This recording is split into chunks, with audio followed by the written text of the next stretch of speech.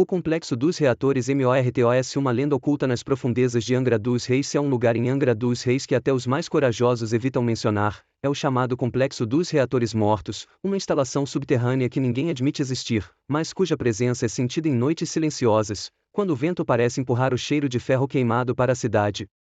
O rumor diz que fica escondida na encosta de uma das ilhas menos visitadas, camuflada por mata densa e acessos bloqueados. Ali, décadas atrás, ocorreu o experimento mais sombrio já ligado à região, algo que não envolvia armas, nem tecnologia comum, e mais corpos reanimados. Nos anos 80, quando projetos nucleares se espalhavam pelo país, um grupo secreto de cientistas e militares decidiu estabelecer uma unidade paralela, completamente à margem de qualquer órgão oficial. Eles não queriam apenas energia. Queriam criar uma nova forma de trabalhador, capaz de suportar radiação extrema sem morrer. Algo que obedecesse sem questionar, que pudesse operar reatores constantemente, sem descanso, sem falhas. Foi assim que surgiu o programa Reator Vivo. O núcleo do experimento era grotesco: utilizar cadáveres recentes como hospedeiros para células energéticas manipuladas, capazes de gerar um tipo de estímulo contínuo ao sistema nervoso. O objetivo era fazer o corpo morto permanecer funcional dentro da sala de reator, aguentando calor, pressão e níveis de radiação que matariam qualquer ser humano em minutos.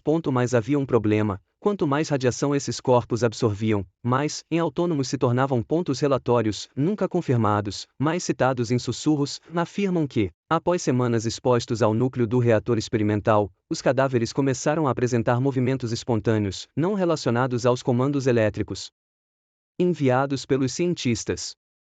Depois, começaram a reagir ao ambiente, a virar a cabeça, a bater nas paredes de contenção, a emitir sons que não eram gritos humanos, mas vibrações profundas, quase metálicas, como se os ossos ressoassem com energia acumulada. Na madrugada de 12 de setembro de 1987, algo aconteceu. O reator principal sofreu uma oscilação anormal, elevando a temperatura a níveis impossíveis.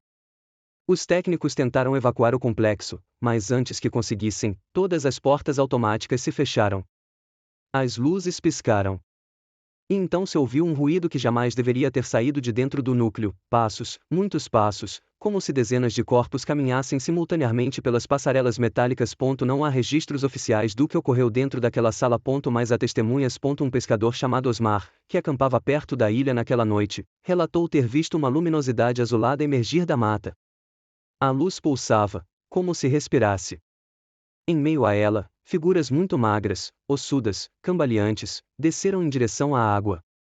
Pareciam sombras queimadas, exalando vapor, como se a própria radiação ainda emanasse delas.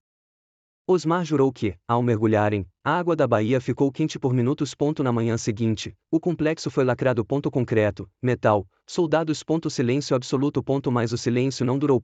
Desde então, moradores relatam fenômenos inquietantes e tremores leves ao longo da costa, sempre à mesma hora da madrugada, sons de batidas metálicas vindas do subsolo, como se algo estivesse tentando subir, luzes azuladas emergindo do mar em noites de cerração pesada, e corpos de peixes encontrados cozidos, sem marcas externas, como se tivessem sido queimados por dentro. O mais perturbador, porém, são os sussurros. Pessoas que vivem próximas afirmam ouvir, certas noites, vozes roucas dizendo palavras incompreensíveis, como se algo lá embaixo ainda tentasse se comunicar ou escapar. Dizem que os reatores mortos nunca desligaram por completo, e que os corpos expostos à radiação continuam lá, andando em círculos eternos, energizados por um núcleo que jamais foi desativado. Por isso, o aviso é claro e repetido entre pescadores, barqueiros e ilhéus: se vir uma luz azul saindo da água em Angra, vire o barco e reme. Não espere para ver quem está subindo. Porque, segundo a lenda, os reanimados pelo reator vivo não morreram. Eles apenas aguardam o momento em que alguém abrir as portas do complexo outra vez.